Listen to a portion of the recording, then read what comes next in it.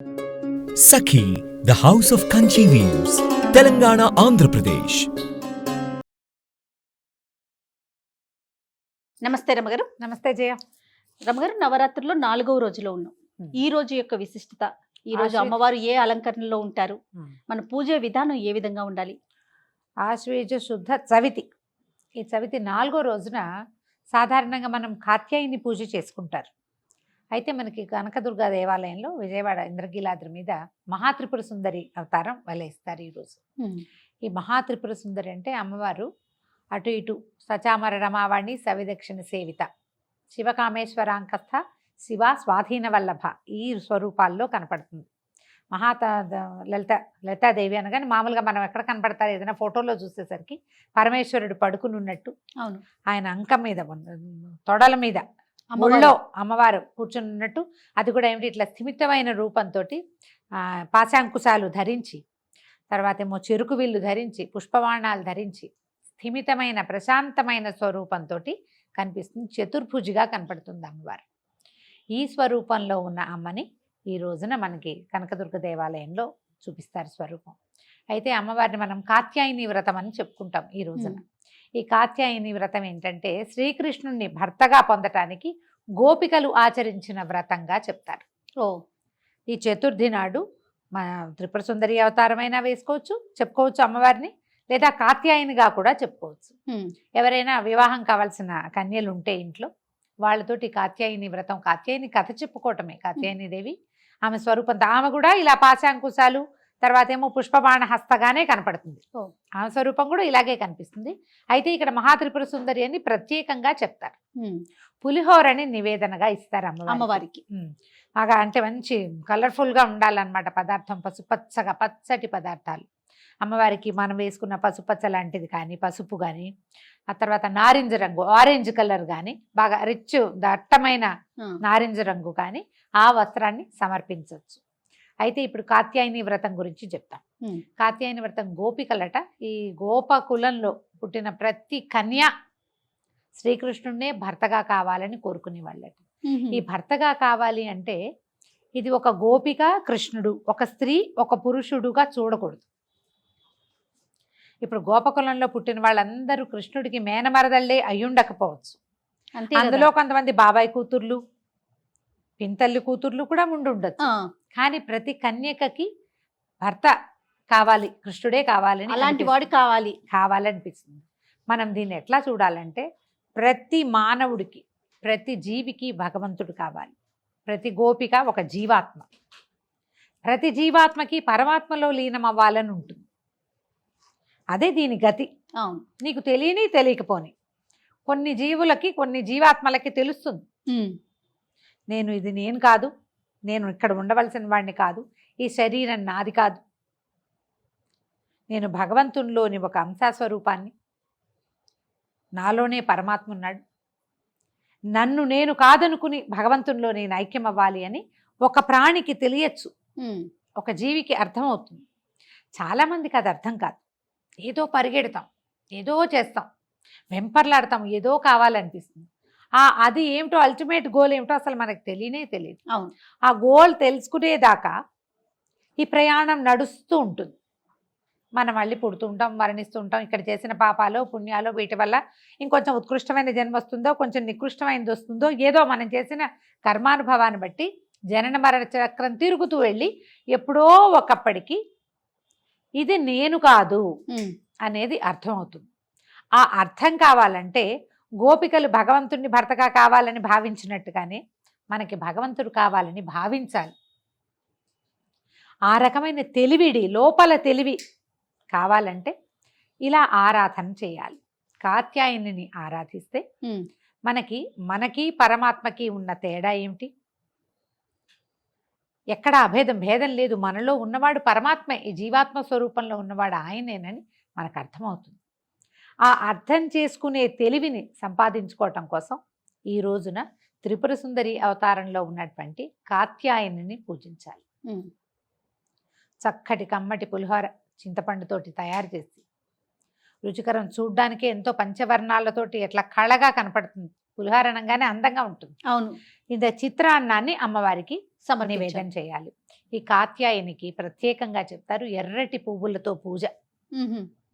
ఎర్రని గాజులు సమర్పించటం, కుంకుమ సమర్పించటం, మ్మ్. ఎక్కువ మంది ముత్తైదువులకి ఈ రోజున మనం పూజించటం. మామూలుగా కన్యగా పూజ ప్రతిరోజు చేసుకుంటాం, ఏదో ఒక చేసుకుంటాం. కన్యని తెచ్చుకుంటాం. ప్రతిరోజు ఒకే రకం కన్య దొరికినా మనకి 4 ఏళ్ల పిల్లలే ఉన్నారు మన బిల్డింగ్ నిండా. మనం వయసులు చెప్పుకున్నాం కదా, 2 నుంచి 9 దాకా. అంటే ఓ రోజు 2వ అమ్మాయి 2 ఏళ్ళది, ఓ రోజు 3 ఏళ్ల పాప, ఓ రోజు 4 ఏళ్ల కన్య దొరుకుతుంది, దొరకదు. మ్మ్. ఒకే వయసు వాళ్ళే ఉన్నప్పటికీ కూడా అదే మన ప్రాప్తం అనుకుని రోజుకొకళ్ళకి పెట్టుకోవచ్చు. ఏం చేస్తారు అమ్మగారి పిల్లలకి? కన్యక కన్యకి ఎలాంటి పూజ చేస్తారు? కూర్చోబెట్టటము, ఆ. పాదాలకి ముందు కాళ్ళు కడిగిస్తాం, కాళ్ళు కడిగించి కూర్చోబెట్టి కాళ్ళకి పసుపు రాసి, పారాణి పసుపు సున్నము కలిపితే పారాణి తయారవుతుంది. అవును. కాళ్ళకి పసుపు రాయటం, పారాణి పెట్టడం. ఒట్టి పారాణి పెట్టకూడదు, పసుపు రాసిన పాదాలకి పారాణి పెట్టడం. తర్వాత కుంకుమ, తర్వాత కాటుక, బుగ్గన ఒక చుక్క, మ్మ్. తర్వాత తల ముడవటం, జుట్టు ఉంటే చక్కగా దువ్వి కాసిన పువ్వులు పెట్టడం. అమ్మవారిని అలంకరించడమే చేయ ఇది. ఆ. అలంకారం అయిన తర్వాత ఒక పీట మీద చక్కగా పొద్దుగా కూర్చోబెట్టి ఏదైనా తినడానికి పెట్టడం. మనం ఆ రోజు అంటే ఇది అమ్మవారికి నివేదన చేసిన ప్రసాదము పెట్టచ్చు, లేదా వీళ్ళకే భోగం ప్రత్యేకంగా తయారు చేసుకోవచ్చు. చేసి చక్కగా ఒక విస్తరి వేసి ఏదో ఒక పదార్థం చేయకూడదమ్మా ఎప్పుడు కూడా. 4 పదార్థాలు మనకు విస్తరి కళగా కనపడాలి. పిల్లలు చేయి విడిచి తీసుకునేలాగా చేయాలి. వాళ్ళకి నచ్చిన పదార్థం ఏదైనా. మన పక్కింట్లోనే ఒక పాపాయి ఉందనుకోండి, తనకి ఏమి ఇష్టము, కొంతమంది పిల్లలు బంగాళదుంపలు ఇష్టం, బంగాళదుంపల కూర, అన్నము, చారు, పెరుగు, కాస్త ఏదైనా తీపి పదార్థం. వాళ్ళు అవేమి తినరు, ఏదో ఉప్మా లాంటివి తింటారు, పులిహారే తింటారు పిల్లలు. చాలా మంది పులిహార కనపడుతుంటే పులిహారే తింటామంటారు. పులిహారతో పాటు ఒక పులిహార పెట్టకుండా దాంతో ఏదైనా తీపి పదార్థము, ఒక చిన్న బిళ్ళ పెరుగు, అన్నము, ఇలాంటివి తినిపించడం. ఆహారం తీసుకున్న తర్వాత చక్కగా మళ్ళీ బొట్టు పెట్టి బట్టలు పెట్టడం, ఏదైనా అలంకరణ సామాగ్రి ఉంటే పిల్లలకి సాధారణంగా ముందు అలంకరణ సామాగ్రి అన్నీ ఇచ్చి అప్పుడు భోజనం పెడతాం. ఆ తర్వాత తాంబూలం ఇచ్చాక కొంతమంది ఇష్టపడరు, కానీ హారతి ఇస్తే చాలా మంచిది పిల్లలకి. ఏ కన్యకైతే మనం పూజ చేసుకుందాం అనుకున్నామో, కన్యా పూజన చేస్తాం కదా, ఆమెకు ఒక హారతి ఇచ్చి తర్వాత ఆమె చేతికి అక్షింతలు ఇచ్చి అక్షింతలు వేయించుకోవాలి పిల్లతో. ఆ కన్యకతోటి మనం అప్పుడు కుమారి స్వరూపం, ఆవిడే బాలా స్వరూపంగా పెట్టుకున్నాం కదా, ఈ బాలా స్వరూపానికి నమస్కారం చేసుకుని తదుపరి జన్మల్లో అయినా నాకు భగవంతుడిని చేరే దారి, నీ దగ్గరికి వచ్చేసే దారి చూపించమని. ఇప్పుడు దసరా ఏ పండగల్లో అయినా కూడా మనకు దేవతార్చన ప్రధానాంశంగా ఉంటుంది. ఏ పండుగ అయినా వండుకోవటం తినడమే మన జీవితోధ్యాయం అయినప్పటికీ ఖచ్చితంగా దైవారాధన ఉంటుంది.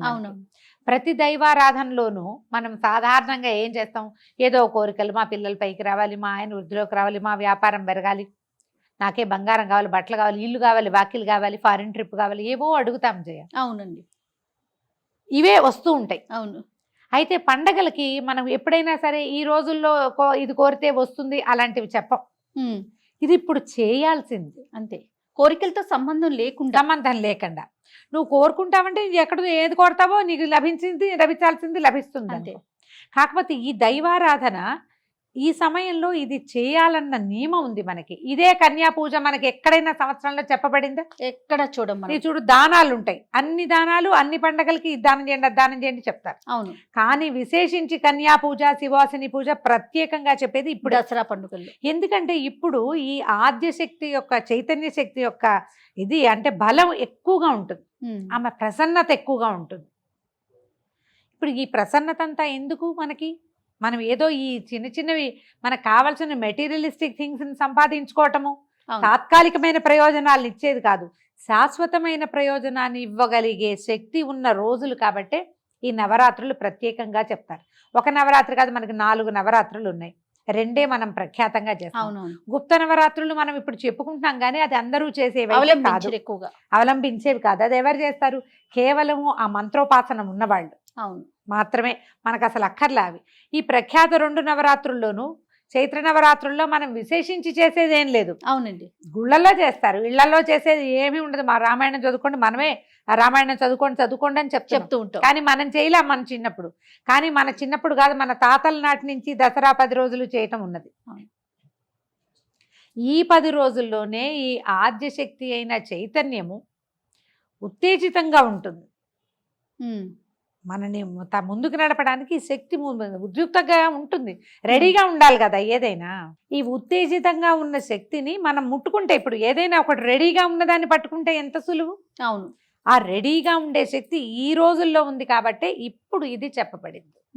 కాబట్టి చక్కగా ఈ 10 రోజులు చేయగలిగినంత దైవారాధన చేయండి, ఉండగలిగినంత ప్రసన్నంగా ఉండండి, ఉండగలిగినంత ప్రశాంతంగా ఉండండి.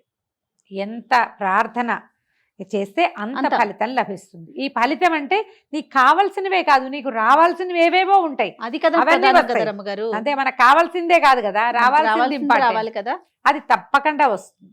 కాబట్టి ఈ రకంగా లలితా త్రిపుర సుందరి స్వరూపంలో ఉన్న మహాత్రిపుర సుందరిని ఆరాధన చేయండి. కన్యలు ఉంటే గనక, అంటే అవివాహిత కన్యలు మన ఇంట్లో ఉంటే వాళ్ళతోటి ఈ రోజున కాత్యాయని స్వరూపాన్ని ధ్యానించుకుని లలిత అష్టోత్తరం చదువుకోవచ్చు. ఏదైనా మనకు కావలసిన స్తోత్రాన్ని చదవగలిగినంత చిన్న స్తోత్రాన్ని అయినా చదువుకుని అమ్మవారిని అర్చించండి. ఈ రోజున మనం వడపప్పు పానకం రోజు పెడతాం. పళ్ళు ఫలాలు నివేదన చేయండి, నివేదన చేయండి. ప్రధానంగా పులిహోరని నివేదన చేస్తే మంచిది. రమ్మగారు, దర్శనీయ స్థలాలు ఏమన్నా ఉన్నాయండి ఈ నవరాత్రులు, శరన్నవరాత్రులు మొత్తం మీద కూడా? పలానా ఆలయం దర్శించుకుంటే చాలా, అంటే దర్శించుకోవాలి అలా అనుకునేటువంటి ఆలయాలు ఏమన్నా ఉన్నాయా? ఏ అమ్మవారి ఆలయాన్ని దర్శించినా మంచిదే జయ. కనీసం మన పక్కనే ఉన్న మన గ్రామ దేవత చిన్న గంగానమ్మ దేవాలయాన్నైనా చూడండి. ఎందుకంటే శక్తి ప్రసన్నంగా ఉంటుందని చెప్తున్నాం కాబట్టి అన్ని చోట్ల అదే కదా ఉండేది. అంతే, ఒక స్వరూపంలో కనపడుతుంది. అక్కడికి వెళ్ళి నమస్కారం చేసుకుంటే మంచిది. ఈ శరన్నవరాత్రులు అన్ని రోజులు కూడా మనం తలస్నానం చేయాలి, అలాంటి నియమాలు ఏమన్నా ఉన్నాయండి? అంటే మనం కార్తీకంలో తలస్నానం ప్రధానంగా అనుకుంటాం, అట్లాంటి నియమాలు ఏమన్నా ఉన్నాయంటారా? దీనికి అట్లా ఏం చెప్పరు చేయాలి, ప్రత్యేకంగా ఏం లేదు. మీరు ఏదైనా అశుచి పడితే, బయటికి వెళ్తే, ఎవరితోటైనా కలవకూడని వాళ్ళతో కలిసామని అనిపించినప్పుడు తలస్నానం చేయాలి, కానీ లేకపోతే అక్కర్లేదు. మనం మొదటి రోజున తలస్నానం చేసుకుని మొదలు పెట్టుకుంటాం కదా, మీ అవకాశాన్ని బట్టి చేసుకోవటమే. కానీ దీనికి ఇలాంటి నియమం అయితే లేదు. ఈ 2 పూట్ల స్నానం చేయాలా ఇలాంటివి కూడా అడుగుతారు. మధ్యాహ్నం మంచాల మీద పడుకున్నా, మంచం మీద పడుకుంటే మధ్యాహ్నపు నిద్ర అసలు పనికిరాదు. ఈ నక్తాలు కానీ ఉపవాసం కానీ చేసేటప్పుడు. ఇప్పుడు ఏదో చిన్న లేత నెలల గర్భమో, లేకపోతే చిన్నపిల్లలు ఉన్నవాళ్ళు, ఏదైనా చిన్న బద్ధకం ఉన్నవాళ్ళు, శీతాకాలం వచ్చేస్తోంది కాబట్టి కాస్త ఒళ్ళు బరువుగా ఉన్నవాళ్ళు, ఇలాంటి వాళ్ళకి కాస్త ఏమైనా ఇబ్బందిగా ఉండి మధ్యాహ్నం పడుకుంటే సాయంకాలం ఒక చెంబు నీళ్లు పోసుకుని అప్పుడు దీపారాధన చేసుకుంటే మంచిది. వస్త్రాలు మార్చుకోవడం, కాళ్ళు చేతులు మొహం కడుక్కుని బట్టలు మార్చుకున్నా పనికొస్తుంది. ఈ నెత్తి మీద నీళ్లు అనేది సువాసినికి ప్రతిరోజు తల స్నానం అసలు చెప్పబడలేదు. సువాసిని తొలి రోజున మొదలు పెట్టుకునేటప్పుడు చేసుకుంటే, అంటే భర్త ఉన్నవాళ్ళు, ముత్తైదువుగా ఉన్నవాళ్ళు కొంచెం పసుపు రాసుకుని కంఠస్నానం, మామూలు స్నానం చేస్తే సరిపోతుంది. మీ అవకాశాన్ని బట్టి రోజు తల తడుపుకుంటే దసరా పండగ, పెద్ద పండగ వచ్చే లోపల మీకు జలుబో జ్వరమో ఏవో వస్తాయి. సీజన్ మంచిది కాదు కదా, అందుకని ఆలోచించి జాగ్రత్తగా మీ అవసరాన్ని బట్టి చేయండి. రమ్మగారు, అవివాహితులు కానీ వితంతువులు కానీ ఈ పూజా విధానంలో పాల్గొనొచ్చు అంటారా? చక్కగా పాల్గొనొచ్చమ్మా, బ్రహ్మాండంగా చేసుకోవచ్చు. కన్యలు గనక పూజ చేసుకుంటే, కన్యలు మన ఇంట్లో పిల్లలు, పెళ్లి కాని పిల్లలుంటే వాళ్ళతో తాంబూలం ఇప్పించండి, నమస్కారం చేయించండి, లలితా సహస్రనామం చదివించండి, అమ్మవారికి పూజలు అన్ని చక్కగా అలంకారం వాళ్ళతో చేయించండి, శుభం జరుగుతుంది. వితంతువులైనా భర్త లేకపోయినా పూజా విధానానికి ఏ తప్పు లేదమ్మా. వాయినాలు అవి ఇవ్వకుండా ఉండటం ఒకటే తప్పిస్తే అది ఒప్పుకోదు సమాజం కాబట్టి. మిగిలినవన్నీ చేసుకోవచ్చు. మీరు చక్కగా ఇంట్లో పూజ చేసుకోవచ్చు, రోజు లలితా సహస్రనామం చదువుకోవచ్చు, ఏ తప్పు లేదు దానికి. రమ్మగారు, శరన్నవరాత్రులు మొత్తం కూడా మొదటి రోజు నుంచి చివరి రోజు వరకు కూడా స్త్రీలు పాటించాల్సిన నియమాల గురించే మనం మాట్లాడుకుంటున్నాం. ఇక్కడ పురుషుల పాత్ర ఏంటండి? అంటే యాక్చువల్గా ఇది ఇళ్లల్లో ఉండే విధానం అయితే పురుషులది ప్రధాన పాత్ర జయ. వాళ్ళది ప్రధాన పాత్ర. వారి ఇంట్లో దేవతార్చన ఉంటే, వాళ్ళకి మంత్రోపాసన ఉంటే, ఉపదేశం ఉంటే ఖచ్చితంగా వాళ్ళు మంత్రోపాసన చేసుకోవాలి. అమ్మవారిని నిలబెట్టడము, కూర్చోబెట్టడం సమస్తము మగవాళ్లే చేస్తే, పరిచర్యే ఆడవాళ్ళు చేసే విధానం ఉండేది. ఇప్పుడు కూడా కొన్ని కుటుంబాల్లో అలానే ఉంటుంది. ఖచ్చితంగా మగవాళ్లే ఇదంతా చేస్తారు.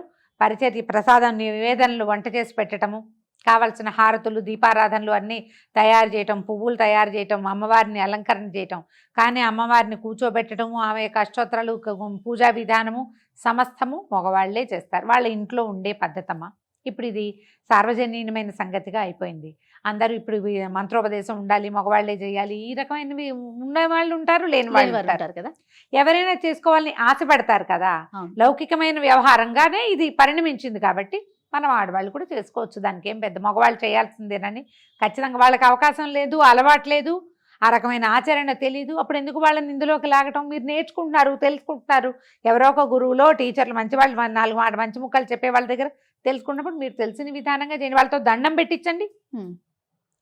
మీరు ఇంట్లో పూజ చేసుకునేటప్పుడు మీరు ఏదైనా ఒక నియమం పెట్టుకున్నారు, ఈ రకమైన ఆహారమే వండాలి అని, మగవాళ్ళు దాన్ని గౌరవించినా వాళ్ళు పూజ చేసినట్టే. అంతే. దానికి వాళ్ళు ఒప్పుకుంటే నువ్వు ఈ పూజ నువ్వు చేసుకో, నాకు కావాల్సింది నాకు చేయాల్సిందేనన్న మాట అంటే ఇకేం లేదు, మీ దారి మీది వాళ్ళ దారి వాళ్ళది. అట్లా కాకుండా దానికి వాళ్ళు గౌరవంగా ముందుకు వెళ్తే భక్తిభావంతో ముందుకెళ్ళి అలాగే ఇవిడేదో చేసుకుంటోంది కాబట్టి మనం ఇతరత్ర వ్యవహారాలకు దిక్కకూడదని వాళ్ళు కనుక భావించారనుకో, వాళ్ళు పూజలో పాల్గొన్నట్టమ్మా. అప్పుడు బాగా చెప్పారు, వాళ్ళు పూజలో పాల్గొన్నట్టే. వాళ్ళే దీపం పెట్టకపోయినా కూడా ఒప్పుకున్నారు కదా, ఒప్పించుకోండి. అంత మాత్రం పూజ చేయాల్సిందేనని పెట్టుకోకపోయినా ఇంత మాత్రం ఒప్పించినా కూడా వాళ్ళకి కూడా ఫలితం లభిస్తుంది తప్పకుండా. రైట్. సంతోషం రామ్ గారు, నమస్తే. నమస్తే. Anchor's dress courtesy by Saki.